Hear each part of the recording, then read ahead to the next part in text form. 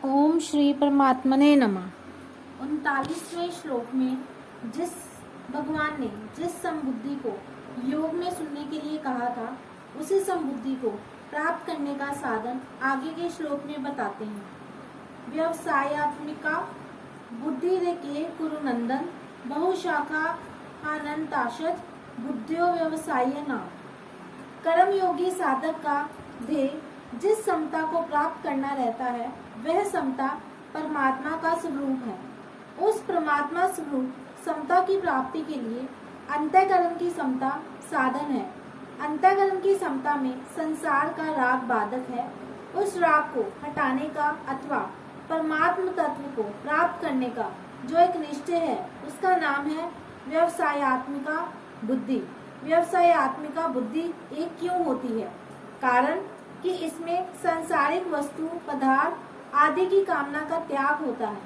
ये त्याग एक ही होता है, चाहे धन की कामना का त्याग करें, चाहे मान बढ़ाई की कामना का त्याग करें। परंतु ग्रहण करने में अनेक चीजें होती हैं, क्योंकि एक एक चीज अनेक तरह की होती है। जैसे एक ही मिठाई अनेक तरह की होती है, अतः इन चीजों की कामनाएं भी अनेक अनंत होती हैं। गीता में कर्म योग और भक्ति योग के प्रकरण में तो व्यवसायात्मिका बुद्धि का वर्णन आया है, पर ज्ञान योग के प्रकरण में व्यवसायात्मिका बुद्धि का वर्णन नहीं आया। इसका कारण ये है कि ज्ञान योग में पहले स्वरूप का बोध होता है, फिर उसके परिणाम स्वरूप बुद्धि स्वतः एक निश्चय वाली हो जाती है, और कर्म योग तथा भक्ति योग में पहले बुद्धि का एक निश्चय होता है, फिर स्वरूप का बोध होता है। अतः ज्ञान योग में ज्ञान की मुख्यता है और कर्म योग तथा भक्ति योग में एक निश्चय की मुख्यता है। अव्यवसाय वो होते हैं जिनके भीतर सकाम भाव होता है, जो भोग और संग्रह में आसक्त होते हैं। कामना के कारण ऐसे मनुष्यों की बुद्धियां अनंत होती हैं, और वे बुद्धियां भी अनंत शाखाओं वाली होती हैं। अर्थात एक एक बुद्धि की भी अनंत शाखाएं होती है। जैसे पुत्र प्राप्ति करनी है, ये एक बुद्धि हुई, और पुत्र प्राप्ति के लिए किसी औषधा का सेवन करें, किसी मंत्र का जाप करें, कोई अनुष्ठान करें, किसी संत का आशीर्वाद लें, आदि उपाय उस बुद्धि की अनंत शाखाएं हुई। ऐसे ही धन प्राप्ति करनी है, ये एक बुद्धि हुई, और धन प्राप्ति के लिए व्यापार करें, नौकरी करें, चोरी करें, डाका डालें, धोखा दें, ठगाई करें, आदि उस बुद्धि की अनंत शाखाएं हुई। ऐसे मनुष्यों की बुद्धि में परमात्मा प्राप्ति का निश्चय नहीं होता। परिशिष्ट भाव वास्तविक उद्देश्य एक ही होता है। जब तक मनुष्य का एक उद्देश्य नहीं होता, तब तक उसके अनंत उद्देश्य रहते हैं, और एक एक उद्देश्य की अनेक शाखाएं होती हैं, उसकी अनंत कामनाएं होती हैं, और एक एक कामना की पूर्ति के लिए उपाय भी अनेक होते हैं। संबंध अव्यवसायी मनुष्यों की बुद्धियां अनंत क्यों होती हैं? इसका हेतु आगे के 3 श्लोकों में बताते हैं। यामिमाम पुष्पिताम वाचम प्रवदन्त्य विपशिचिता वेदवादर्ता पार्थ नान्द्यस्थिति वादिनम कामात्माना स्वर्गपरा जन्म कर्म फल प्रधाम क्रिया विशेष बहुलाम भोगेशवर्गतिम प्रति। वे कामनाओं में इतने रचे पचे रहते हैं कि वे कामना रूप ही बन जाते हैं। उनको अपने में और कामना में भिन्नता भी नहीं दिखती। उनका तो यही भाव होता है कि कामना के बिना आदमी जी ही नहीं सकता, कामना के बिना कोई भी काम नहीं हो सकता, कामना के बिना आदमी पत्थर की तरह जड़ हो जाता है, उसको चेतना भी नहीं रहती। ऐसे भाव वाले पुरुष कामात्मान है। स्वयं तो नित्य निरंतर ज्यों का त्यों रहता है, उसमें कभी घटबढ़ नहीं होती, पर कामना आती जाती रहती है और घटती बढ़ती है। स्वयं परमात्मा का अंश है और कामना संसार के अंश को लेकर है। अतः स्वयं और कामना ये दोनों सर्वथा अलग अलग हैं, परंतु कामना में रचे बचे लोगों को अपने स्वरूप का अलग भान ही नहीं होता। स्वर्ग में बढ़िया से बढ़िया दिव्य भोग मिलते हैं, इसलिए उनके लक्ष्य में स्वर्ग ही सर्वश्रेष्ठ होता है। और वे उसकी प्राप्ति में रात दिन लगे रहते हैं। यहाँ स्वर्ग भरा पद से उन मनुष्यों की बात कही गई है जो वेदों में, शास्त्रों में वर्णित स्वर्ग आदि लोकों में आस्था रखने वाले हैं। वे वेदों में कहे हुए सकाम कर्मों में प्रीति रखने वाले हैं, अर्थात वेदों का तात्पर्य वे केवल भोगों में और स्वर्ग की प्राप्ति में मानते हैं। इसलिए वे वेदवादरता है। उनकी मान्यता में यहाँ के और स्वर्ग के भोगों के सिवाय और कुछ है ही नहीं, अर्थात उनकी दृष्टि में भोगों के सिवाय परमात्मा, तत्व ज्ञान, मुक्ति, भगवत प्रेम आदि कोई चीज है ही नहीं। अतः वे भोगों में ही रचे बचे रहते हैं। भोग भोगना उनका मुख्य लक्ष्य रहता है, जिनमें सत असत, नित्य अनित्य, अविनाशी विनाशी का विवेक नहीं है। ऐसे अविवेकी मनुष्य वेदों की जिस वाणी में संसार और भोगों का वर्णन है उस पुष्पित वाणी को कहा करते हैं। यहाँ पुष्पिताम कहने का तात्पर्य है कि भोग और ऐश्वर्य की प्राप्ति का वर्णन करने वाली वाणी केवल फूल पत्ती ही है, फल नहीं है। तृप्ति फल से ही होती है, फूल पत्ती की शोभा से नहीं। वह वाणी स्थायी फल देने वाली नहीं है। उस वाणी का जो फल स्वर्ग आदि का भोग है वह केवल देखने में ही सुंदर दिखता है, उसमें स्थायीपना नहीं है। वह पुष्पित वाणी जन्म रूपी कर्म फल को देने वाली है, क्योंकि उसमें सांसारिक भोगों को ही महत्व दिया गया है। उन भोगों का राग ही आगे जन्म होने में कारण है। वह पुष्पित अर्थात दिखाऊ, शोभायुक्त वाणी भोग और ऐश्वर्य की प्राप्ति के लिए जिन सकाम अनुष्ठानों का वर्णन करती है उनमें क्रियाओं की बहुलता रहती है, अर्थात उन अनुष्ठानों में अनेक तरह की विधियां होती हैं, अनेक तरह की क्रियाएं करनी पड़ती हैं, अनेक तरह के पदार्थों की जरूरत पड़ती है एवं शरीर आदि में परिश्रम भी अधिक होता है। भोग श्वर प्रस्ताकनम तया परहचेस्ताम व्यवस्थाए तामिकता बुद्धि समादो न विद्यते।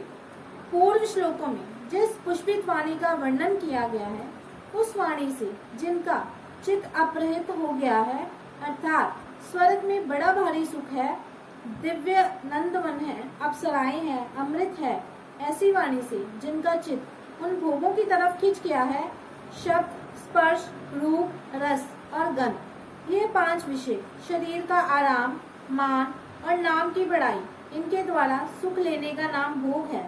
भोगों के लिए पदार्थ, रुपए, पैसे, मकान आदि का जो संग्रह किया जाता है उनका नाम ऐश्वर्य है। इन भोग और ऐश्वर्य में जिनकी आसक्ति है, प्रियता है, खिंचाव है, अर्थात इनमें जिनकी महत्व बुद्धि है उनको भोगेश्वर्य प्रस्काता नाम कहा गया है। जो भोग और ऐश्वर्य में ही लगे रहते हैं वे आसुरी संपत्ति वाले होते हैं, कारण कि असु नाम प्राणों का है और उन प्राणों को जो बनाए रखना चाहते हैं उन प्राण पोषण परायण लोगों का नाम असुर है। वे शरीर की प्रधानता को लेकर यहाँ के अथवा स्वर्ग के भोग भोगना चाहते हैं। यहाँ जिन राजसी मनुष्यों का वर्णन हो रहा है उनको भगवान ने 16वें अध्याय में आसुरी संपत्ति वालों के प्रकरण में कामोपभोग परमा एतावदिति निश्चिता प्रसक्ता काम भोगेशु आदि पदों से कहा है। अतः जो केवल भोग भोगना चाहते हैं वे आसुरी संपत्ति वाले ही हैं। जो मनुष्य जन्म का असली ध्येय है, जिसके लिए मनुष्य शरीर मिला है, उस परमात्मा को ही प्राप्त करना है। ऐसी व्यवसायत्मकता बुद्धि उन लोगों में नहीं होती। तात्पर्य ये है कि जो भोग भोगे जा चुके हैं, जो भोग भोगे जा सकते हैं, जिन भोगों को सुन रखा है और जो भोग सुने जा सकते हैं, उनके संस्कारों के कारण बुद्धि में जो मलिनता रहती है, उस मलिनता के कारण संसार से सर्वथा विरक्त होकर एक परमात्मा की तरफ चलना है, ऐसा दृढ़ निश्चय नहीं होता। ऐसे ही संसार की अनेक विद्याओं, कलाओं आदि का जो संग्रह है, उससे मैं विद्वान हूँ, मैं जानकार हूँ, ऐसा जो अभिमान जन्य सुख का भोग होता है, उसमें आसक्त मनुष्यों का भी परमात्मा प्राप्ति का एक निश्चय नहीं होता। विशेष पाप परम दयालु प्रभु ने कृपा करके इन मनुष्य शरीर में एक ऐसी विलक्षण विवेक शक्ति दी है जिससे वह सुख दुख से ऊंचा उठ जाए, अपना उद्धार कर ले। सबकी सेवा करके भगवान तक को अपने वश में कर ले। इसी में मनुष्य शरीर की सार्थकता है।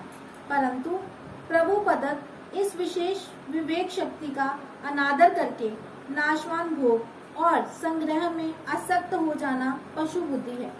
कारण कि पशु पक्षी भी भोगों में लगे रहते हैं। ऐसे ही अगर मनुष्य भी भोगों में लगा रहे तो पशु पक्षियों में और मनुष्य में अंतर ही क्या रहा। पशु पक्षी तो भोग योनि है, अतः उनके सामने कर्तव्य का प्रश्न ही नहीं है। परंतु मनुष्य जन्म तो केवल अपने कर्तव्य का पालन करके अपना उद्धार करने के लिए ही मिला है, भोग भोगने के लिए नहीं।